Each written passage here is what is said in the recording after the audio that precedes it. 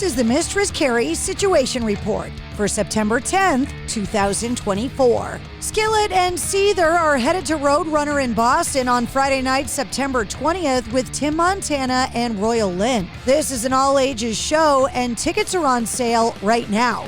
Check the link in the show notes of this episode to get them. Rob Halford from Judas Priest and Slash from Guns N' Roses are among artists that have made donations to the upcoming fundraiser for Los Angeles' kitten rescue.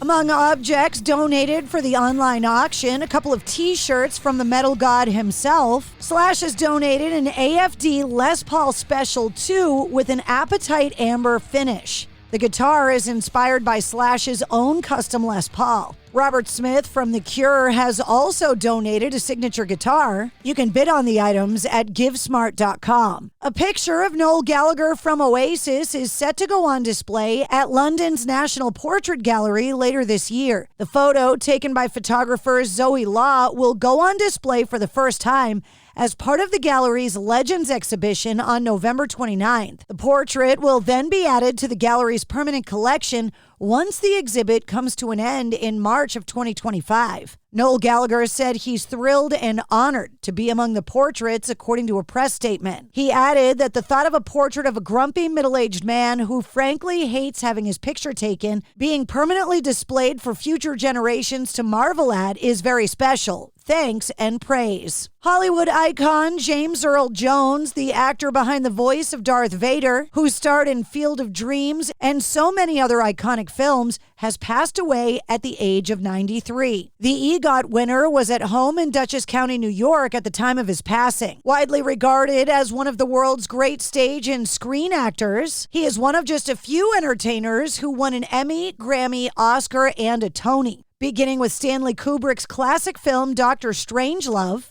he also appeared in films like Conan the Barbarian, Coming to America, The Hunt for Red October, The Sandlot, Patriot Games, and Sneakers. Heart's first tour in 5 years is back on following the postponement so that Ann Wilson could have surgery and recover from a preventative round of chemotherapy. The band has announced they're planning to resume their Royal Flush Tour with a slew of new dates scheduled for 2025. The new string of shows kicks off on February 28th in Las Vegas next year, following a month of arena shows in Los Angeles, Phoenix, Boise, Montreal, Ottawa, and more. Chester Bennington's son, Jamie, has shared disapproval of Linkin Park's new singer. Over the weekend, the late musician's son slammed the band for hiring Dead Sarah's Emily Armstrong as co-vocalist after his father died by suicide.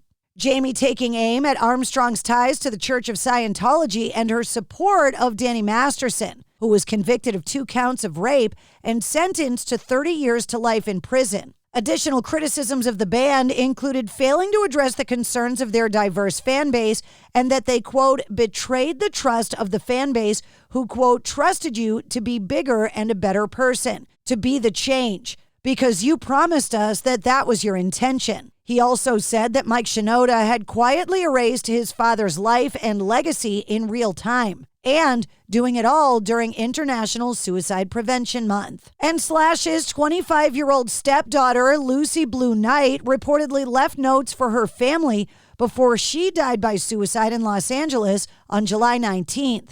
According to the family, she had no previous suicide attempts, but did have prior ideations. Knight also reportedly had a history of undiagnosed mental illness, according to the family, stating she was paranoid and would have hallucinations. Her cause of death was determined to be hydrogen sulfide toxicity.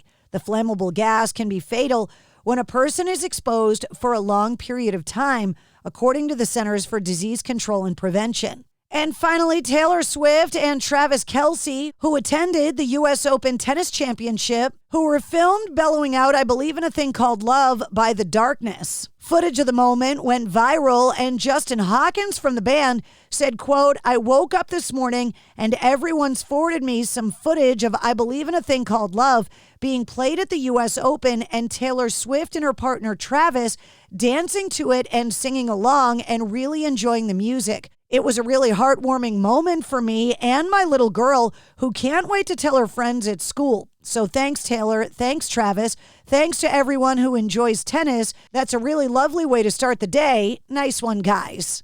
And that's your sit rep. For more details on all the stories, check the links in the show notes of this episode. And don't forget to like, follow, and subscribe to the Mistress Carrie Podcast. New full-length episodes come out every Wednesday. Episode 222, featuring Dorothy, is available now.